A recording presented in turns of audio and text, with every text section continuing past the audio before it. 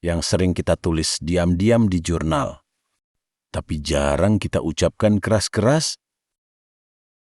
Selamat datang di tempat kecil untuk orang-orang yang sedang mencoba bertahan hidup tanpa benar-benar dimengerti siapapun. Ada satu hal yang menurutku cukup aneh tentang manusia modern. Kita punya akses ke jutaan jawaban. Kalau ingin tahu sesuatu, tinggal buka internet. Kalau ingin belajar, tinggal cari video. Kalau ingin mendengar pendapat, tinggal buka media sosial. Jawaban ada di mana-mana, nasihat ada di mana-mana, motivasi ada di mana-mana. Nah, tapi anehnya, semakin banyak jawaban yang tersedia, semakin banyak orang yang bingung. Termasuk aku dulu, aku sering berpikir, mungkin aku kurang tahu sesuatu. Mungkin aku butuh buku lain. Mungkin aku butuh nasihat baru. Mungkin ada jawaban yang belum kutemukan. Lalu aku terus mencari, terus membaca, terus menonton, terus mendengar. Sampai suatu hari aku sadar sesuatu. Masalahku bukan kekurangan jawaban. Masalahku adalah aku terlalu jarang melihat diriku sendiri. Kita terlalu sering melihat keluar. Coba pikirkan saat bingung apa yang biasanya kita lakukan. Kita mencari saat takut, kita mencari saat sedih, kita mencari saat kehilangan arah, kita mencari semuanya keluar. Jarang sekali kita berhenti, duduk diam, lalu bertanya, apa sebenarnya yang sedang terjadi di dalam diriku? Pertanyaan itu sederhana, tapi ternyata sulit. Karena melihat dunia luar jauh lebih mudah daripada melihat diri sendiri. Kita bisa mengamati orang lain bertahun-tahun, tapi sering tidak memahami isi kepala sendiri. Kita tahu kebiasaan teman, tahu sifat pasangan, tahu karakter keluarga. Tapi saat ditanya, apa ketakutan terbesarmu? Kita diam. Saat ditanya, pola apa yang terus berulang dalam hidupmu? Kita bingung. Dan disinilah journaling mulai menarik. Kenapa menulis mengubah cara melihat diri?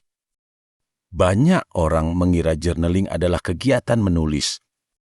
Menurutku tidak. Menulis hanyalah alatnya. Tujuan sebenarnya adalah melihat, karena selama sesuatu hanya berada di kepala, semuanya bercampur. Perasaan bercampur dengan asumsi, ketakutan bercampur dengan fakta, harapan bercampur dengan kenyataan, semuanya menjadi kabur. Tapi saat ditulis, sesuatu berubah. Sekarang kita tidak lagi berada di dalam pikiran.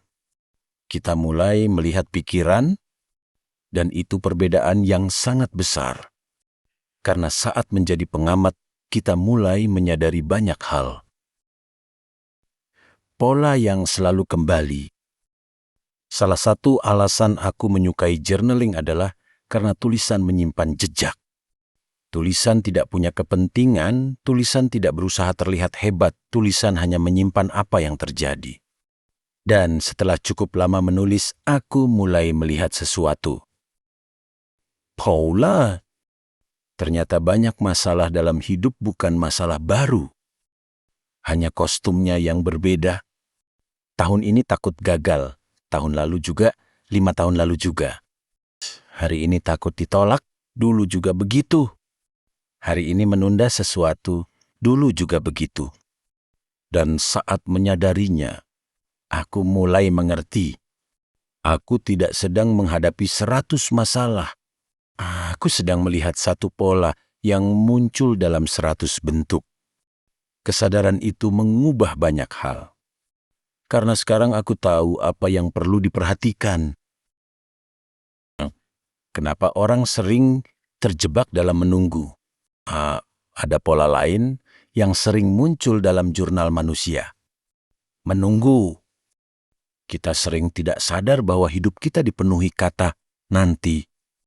Nanti kalau sudah punya uang, nanti kalau sudah sembuh. nanti kalau sudah tenang, nanti kalau dia berubah, nanti kalau keadaan membaik. Dan tanpa sadar, tahun demi tahun lewat. Sementara kita masih menunggu. Journaling pernah membantuku melihat betapa banyak hidup yang kutaruh di ruang tunggu. Dan saat melihatnya, aku tertawa sendiri. Karena sebagian besar hal yang dulu kutunggu, hari ini tidak lagi penting. Pikiran tidak selalu benar. Ada pelajaran lain yang muncul setelah membaca jurnal lama. Ternyata pikiranku sering salah, bahkan sangat sering. Aku pernah takut hal yang tidak terjadi. Aku pernah mencemaskan sesuatu yang tidak pernah datang. Aku pernah membuat prediksi yang meleset total. Dan itu membuka mataku bahwa pikiran bukan nabi. Pikiran bukan peramal. Pikiran hanya mesin kemungkinan. Masalahnya, kita sering memperlakukan kemungkinan seolah kenyataan. Padahal belum tentu. Dan journaling membantu memisahkan keduanya. Kenapa kesadaran sering datang pelan? Banyak orang mengira kesadaran datang seperti petir. Sekali muncul, langsung berubah. Menurut pengalamanku tidak. Kesadaran lebih mirip matahari pagi. Pelan, nyaris tidak terasa. Sedikit demi sedikit. Hari ini memahami satu pola, besok memahami satu ketakutan. Minggu depan memahami satu kebiasaan. Lalu suatu hari kita melihat ke belakang dan berkata, "Oh, aku sudah berbeda." Bukan karena satu momen besar, tapi karena ribuan pengamatan kecil. Solusi praktis Geolinggi untuk kesadaran. Kalau kamu ingin journaling menjadi alat kesadaran, jangan hanya menulis kejadian. Tambahkan pertanyaan, misalnya, apa yang paling sering kupikirkan minggu ini? Apa yang sebenarnya kutakuti? Apa yang terus kuhindari? Apa yang membuatku marah? Apa pola yang muncul berulang kali? Pertanyaan-pertanyaan ini sering lebih penting daripada ceritanya.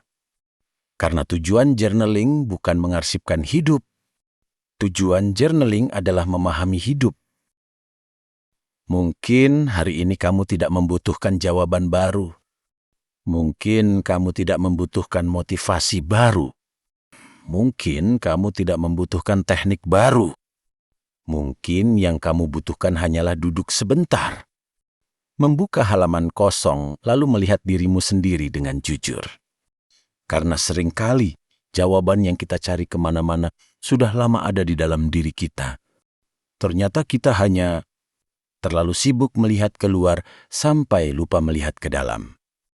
Dan mungkin itulah alasan mengapa sebuah halaman kosong bisa mengubah hidup seseorang. Kadang hidup memang nggak langsung terasa ringan. Tapi semoga video ini bisa jadi tempat bernapas sebentar buat kamu. Ini cuma tempat kecil untuk orang-orang yang lagi belajar bertahan hidup. Dan kalau kamu mau kita lanjut ngobrol lagi besok,